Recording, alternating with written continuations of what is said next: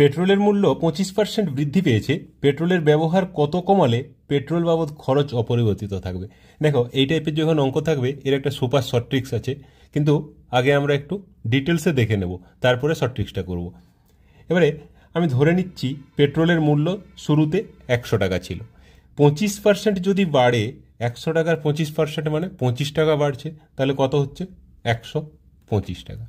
এবারে আগে আমি 100 টাকায় ধরো 5 লিটার পেট্রোল কিনতে পারছিলাম, তাহলে আগে যদি 100 টাকায় 5 লিটার পেট্রোল পেতাম, এখন ওই পেট্রোলটা পেতে গেলে আমাকে 125 টাকা খরচা করতে হচ্ছে। তার মানে 125 টাকায় বর্তমান আমি 5 লিটার পেট্রোল পাচ্ছি, তাহলে 100 টাকায় কত পেট্রোল পাবো? 100 টাকায় আমি এখন পাবো কত? 1 টাকায় পাবো 5-এর 125, আর 100 টাকায় গুণিত 100, এত লিটার। তাহলে 5 25-এ 25 4-এ, তাহলে আমি এখন 4 লিটার পেট্রোল পাচ্ছি 100 টাকাতে। এবারে আমি আগে 5 লিটার পাচ্ছিলাম, বর্তমান 4 লিটার পাচ্ছি, মানে কত কম পাচ্ছি? 1 লিটার কম পাচ্ছি।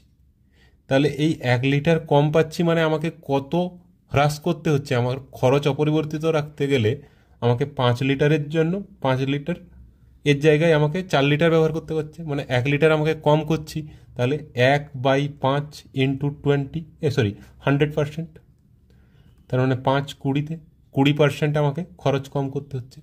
তাহলে পরীক্ষার হলে আমরা এই অ্যান্সারটা ডাইরেক্ট কি করে পাবো? এতটা নিশ্চয়ই করতে যাব না, আমার এর জন্য একটা সুপার শর্ট ট্রিক্স চাই। শর্ট ট্রিক্সটা কীরকম? আমার কত পার্সেন্ট বেড়েছে বা কত পার্সেন্ট কমেছে সেটা আগে দেখতে হবে।